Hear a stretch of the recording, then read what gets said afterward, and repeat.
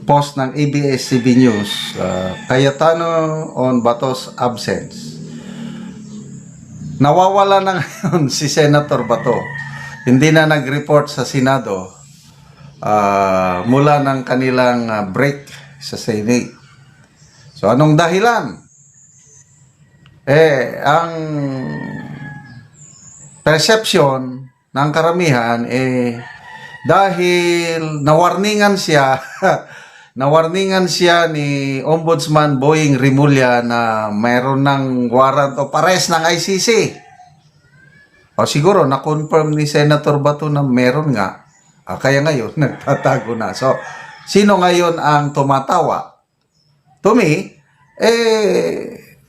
pasalamat si Senator Bato kay Ombudsman Boying na scope niya, hindi pa official yung natanggap niya, sinabi niya na kagad. Na-confirm ni Senator Bato, magtago na ako. So ngayon, tumatawa si Senator Bato, nagpapasalamat kay Boying Rimulya. So, pakinggan natin ang pahayag ni Senator Alan Peter Cayetano. Nafocus yung kay Senator Bato kanina. Hindi. But I have a personal stand there. Pero sir, nag-reach out ba sa iyo? Kasi kay SB Soto hindi pa raw nakipag-communicate. Hindi. Last communication ko sa kanya, yung right before the break. Nung nag-break. Tapos di ba yung Wala pa yun. right before mag-resume, doon lumabas na baka may warrant, hindi ko na siya nakausap or hindi ko na siya nakatext. Pero sir, can you confirm yung sinabi niya na nakipag-binuan daw siya sa group chat? Sabi ni Senator na nakipag-binuan daw sa group chat. Hindi ako masyadong active doon sa all members Ang nakita kong text niya nga nung yung pinikwento ni Senping na dapat hindi naka-zoom si Zaldico. Yun ang nakita ko. Kung may meron siyang after that, hindi ko nakita. But I'll make it simple Kung may lumabas na warrant arrest against a senator, dapat niya harapin yun. Kung may kaaway siya, whether nagseselos na asawa, whether negosyante na naka-negosyo niya na nagkahiwalay sila, whether media na nagkasagutan, dapat harapin niya, dapat pumasok siya. Diba? Anong exception doon? Of course, kung may sakit. Okay. But this is a different case. This is a case where the Senate itself, the leadership, kaming lahat, minority, majority, should stand up for a senator and ask, is he getting the legal protection that every Filipino should do? Ang hinihingi lang ni Senator Bato katiyakan na kung may warrant of arrest, makakapunta muna siya sa Philippine courts. So, sino po sa inyo ang hindi papasok pag sinabi sa inyong, pag nandito kayo, huhulihin kayo, dadalhin na kayo sa hig? Sino sa inyo dito pag sinabing, boss, kung may papatay sa inyo, kung halimbawa may humahabol sa inyo, napatayan, tapos sinabing, pag nasa Senate ka, walang gwardiya dito o walang makikialam. Di ba? Yung personal safety at liberty ng bawat isa, nasa Constitution yun So, iba yun. So, pag sinabi mo, halimbawa, si Senator X, may warrant of arrest, hindi pumapasok, ay sabay-sabay tayong lahat.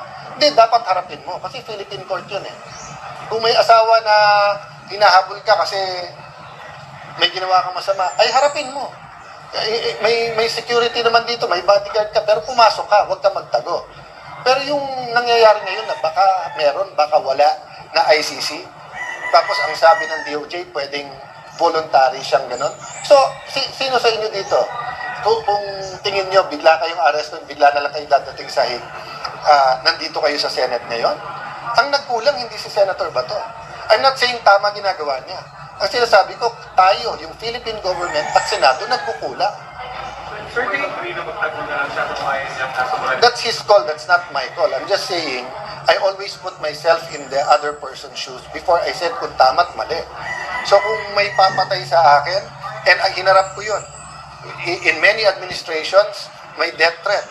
Pero parating sinabi ni Senate, sir, pag dito, pagtatanggol ka namin. Di ba? Yung sinabing, baka bigla kang arrestuin. Ay, sir, kung warrant of arrest yan, hindi kami papayag. Di ba? Yung liberty mo protected. Baka biglang dumating dito, mag-defend ng DND budget, biglang huliin, biglang daling sahig, wala kang kalaban-laban. Sir, do you think it is high time to revisit the Senate rules? Lalo dun sa hindi naman applicable sa mga lawmakers, yung no work, no pay, just like the ordinary workers. Actually, mas mahal pa nga yung, if you ask Senator Bato, He'd rather be here every day. It's not a choice in his case. Diba? He'd rather be here, no? So, madaling sabihin yan no work, no pay. Unang-una, your work is not only here. Diba? And for example, paano kung may sakit? Or paano kung halimbawa may COVID? Or whatever, nag-Zoom, nag-attend pa rin, taking meetings pa rin, etc.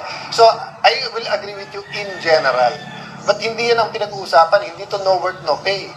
Hindi siya makatapak dito kasi walang guarantee na hindi siya aresto rin at i-deport sa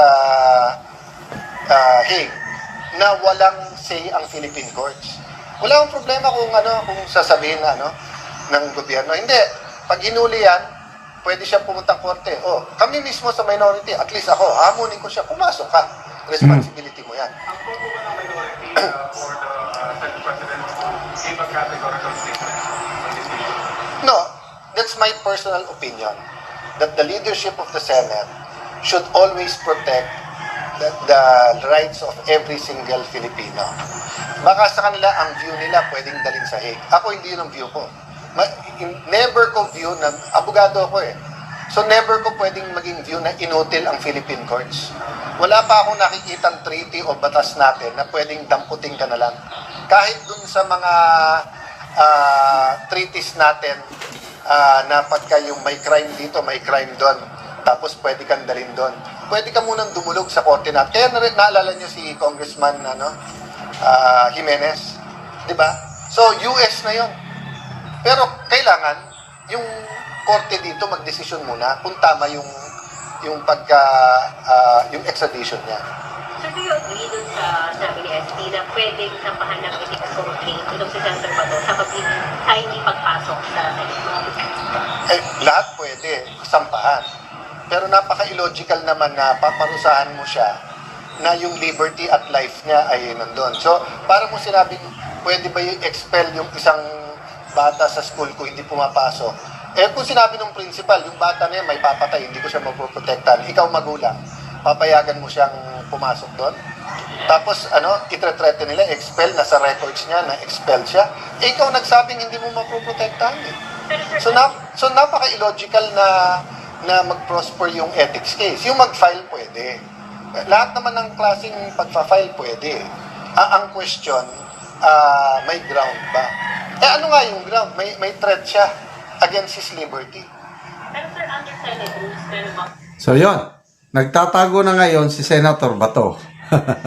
And bakit nagkakaroon ng ganyan? Dahil sa scope ni Ombudsman Boying Rimulya.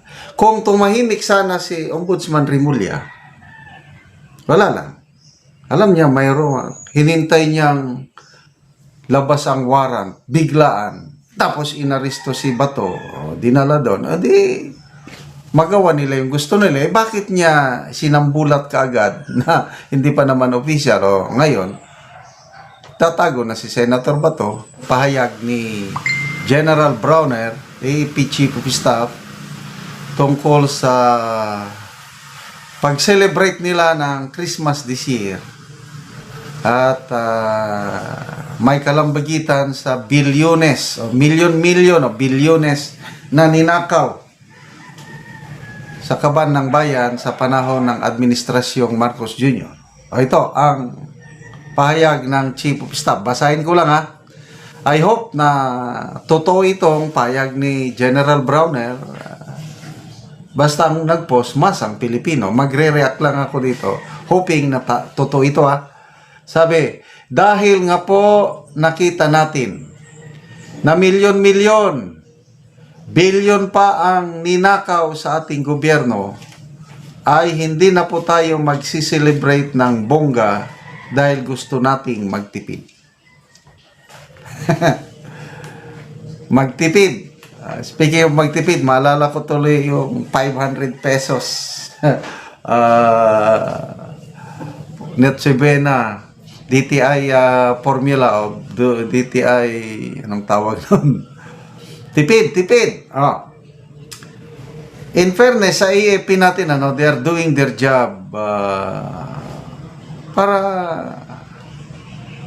malaman ng katotohanan we have AFP engineers tatrabaho, they're inspecting the flood control projects. At may nabasa akong post, I think pahayag ng AFP spokesperson si Colonel Padilla, out of the I think mga 10,000 projects na inspect na nila, 242 ang ghost projects. At itutuloy pa daw nila. Kasi ang dami ng proyekto. Siguro sinimulan nila nung ang scope ng investigation is Aquino administration, Duterte at Marcos. Kaya maraming ini-inspect yan. Kaya gumagalaw po ang ating makusandaluhan. At birin mo, yung 10,000 projects, 242 na ang sa AAP lang ito Kasi may ibang announcement nung noona, I think 8,000 of the 8,000 projects inspected, 421 ang ghost projects. Kailan ito? Lahat na nag-inspect. DPWH, ICI at iba pa, 421. So itong announcement ng AP 242 sa kanila lang ito at gumagalaw pa. And to me, nagpapasalamat ako sa ating AFP engineers for doing this job. Tuloy nyo lang po. Kaya, dahil ang mga sundalo mismo ang nag-inspect, alam nila, kalukuhan. Ghost project nga So, bilyones ang nawawala. So, ano ngayon? Para makatipid daw. Simpleng Christmas party na lang. And to me, that's good. Nang nasa serbisyo pa ako, medyo bonggang celebration. Nakaranas ako ng mga bonggang Christmas party. So ngayon, dahil naghihirap ang taong bayan, to me, kapuri-puri, itong gagawin ng AFP, sana totoong simple lang. May nabasa akong comments, kumusta ang Malacanang? Wala na tayong magagawa doon. Alam ko, Malacanang, basta nag-celebrate yan. Taon-taon, bongga May mga fireworks pa.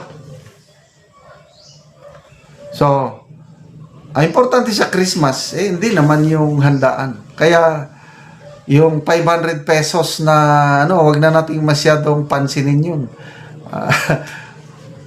Nakakatawa yung advice ni Miss Gloria Diaz. Sabi niya, kung 500 lang ang pera mo, wag ka nang maghanda. Manood ka na lang ng, yung pelikula niya, Kakonek. At saka makikain ka na lang sa kapitbahay mo. Makatipid ka pa. Yun ang pinaka-the best advice na narinig ko pagdating sa Noche Buena. Kasi nga, kulang na kulang talaga yung 500. Yung sinasabi ng DTI, yung mga presyo, yes, may pagkasya mo yung 500, kaya lang ang quality naman ng pagkain mo, way lami, kung sa Bisaya. Kung ako, hindi na lang ako mag-Noche Buena kung ganun lang klase na example, yung fruit salad, walang kalasa-lasa.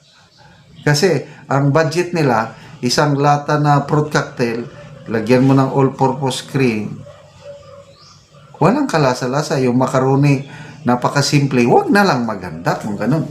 Once a year ka lang mag-Christmas with your family. Pag-ipunan ko, kahit pobre ako dyan, pag-ipunan ko, mangutang pa ko, para maligaya kami sa Noche Buena. But then, ulitin ko, ang tunay na diwa ng Pasko, hindi yung pagkain. Ang diwa ng Pasko ay ang pag-ibig at pagpapatawad ng Diyos sa atin. For God, John 3:16, for God so loved the world that He gave His only begotten Son, that whosoever believes in Him shall not perish but have everlasting life. Panginoong Isus na ipanganak on the right time, mga 33 years old siya, estimated niya, namatay, naipako sa krus, nailibing, nabuhay muli para sa kapatawaran nating kasalanan. Kaya ang gawin lang natin ngayon, para makumpleto yung Christmas sa atin is, aminin, accept, A, B, C, accept that we are sinners.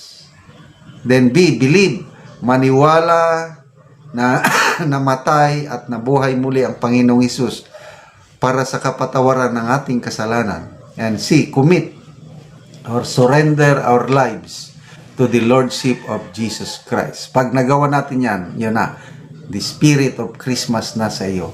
Kasi pagdating ng iyong kamatayan, na lahat tayo mamamatay,